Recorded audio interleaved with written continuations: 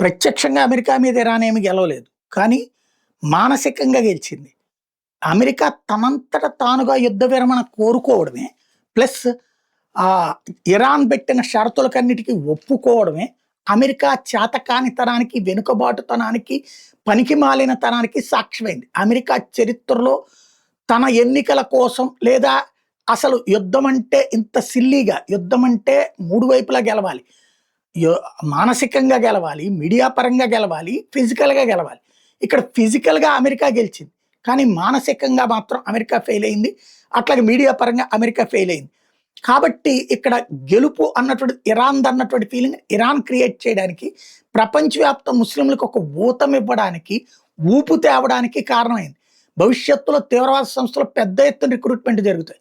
ఎందుకంటే తీవ్రవాద సంస్థలను అడ్డుపెట్టుకునినే ఇరాన్ గెలిచిందన్నటువంటి ఒక ఫీలింగ్ ప్రపంచవ్యాప్త ముస్లిం సామాజిక వర్గంలో రాడికల్ మెంటాలిటీ ఉన్న యూత్‌కి ఇది ఒక ఊపు అవుతది. అమెరికా చేసిన వెనుకడుగు అమెరికాకు కాదు, ఈ ప్రపంచానికే పెను ప్రమాదం తీసుకురాబోతోంది. ఇప్పుడు తాజాగా ఏదైతే ట్రంప్ మీరేమాత్రం తేడా చేసినా మేము ఊరుకోము, తీవ్ర పరిణామాలు ఎదురవుతాయి అంటే అరాక్చి చెప్పుకొచ్చాడు ఇరాన్ మంత్రి. ఒకసారి చాచి చెంపదెబ్బ కొట్టాం, స్లాప్ ఇచ్చాం, మళ్ళీ మా జోలికొస్తే ఇంకోసారి స్లాప్ ఇస్తామని. దానికి నోటి మాటతోనే అక్కడ వాళ్ళ ఎత్తుగడ చూపిస్తున్నారు. ఫెయిల్ అయిన అమెరికా ఇంకేం చెప్తుంది ప్రపంచానికి?